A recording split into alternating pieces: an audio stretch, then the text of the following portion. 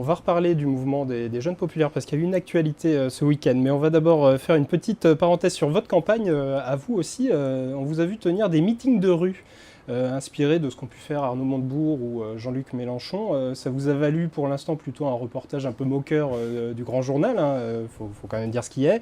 Ça ne marche qu'à gauche, ce type de campagne, de happening, vous pensez? Mais alors, faut dire à tous ceux qui nous écoutent que c'est un meeting de rue, parce que c'est quand même quelque chose d'assez extraordinaire. Vous arrivez avec votre petite sono portative, et en fait, vous parlez au micro pendant 10-15 minutes. C'est une idée qui m'est venue à la fois en regardant effectivement la campagne d'Arnaud Montebourg, donc vous voyez, moi je suis capable de faire les bonnes pratiques de gauche.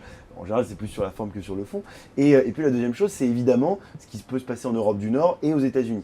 Et l'idée, c'est que en fait, vous allez pouvoir interpeller des gens et les intéresser, même 5 minutes, parce que franchement, quand vous rentrez le soir chez vous, vous n'avez pas envie de vous arrêter 30 minutes à la sortie d'un métro. Donc vous écoutez 5 minutes, vous tractez en même temps avec votre équipe, et c'est vrai qu'on a glané comme ça des nouveaux contacts. Et puis on est allé au contact des citoyens. Donc on le fait 2 à 3 fois par semaine, et bien sûr Ça continue. Ouais, mais là je donne rendez-vous, mais trop Le tard. Grand Journal vous a pas découragé? Ah, pas du tout, vraiment non, parce que d'abord, Denis Mouloud, on sait que c'est un peu critique, un peu comique. C'est le ton.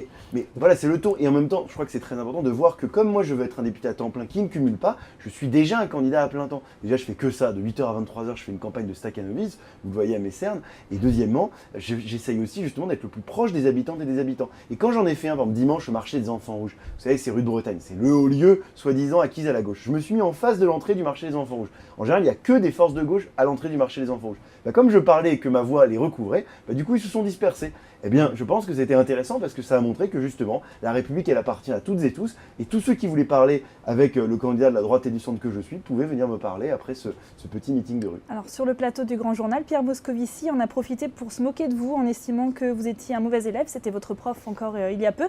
Est-ce que vous lui en voulez? Est-ce que lui, c'était un bon prof? Non mais moi je lui en veux parce que, mais pas d'un point de vue personnel, parce que en plus ce qui m'étonne c'est que quand je l'ai vu à Sciences Po ou quand ça m'arrive de le voir à Sciences Po, les relations sont plutôt cordiales, voilà, elles sont, voilà, c'est quand même une vraie personnalité politique sur lequel quand même, voilà, on doit tous avoir beaucoup de respect. Mais malheureusement ce comportement-là qu'il a eu ce soir-là, à mon avis, est extrêmement indigne, parce que je crois que toutes celles et tous ceux qui ont été élèves, qui ont eu des professeurs, seraient extrêmement choqués et indignés que leurs professeurs mettent en avant un élément de vie privée, de vie personnelle. Quand je suis étudiant, je ne tweete pas, je ne raconte pas ma vie d'étudiant.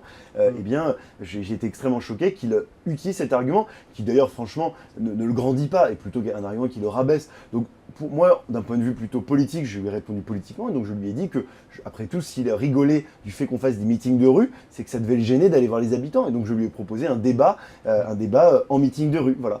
Bon, maintenant, il est devenu ministre de l'économie, alors je ne sais pas si... Vous n'avez pas eu de réponse? Non, et j'ai pas non plus de contrôle fiscal, donc je vous dirais si en tant que ministre de l'économie, c'était quelqu'un de rancunier. Chose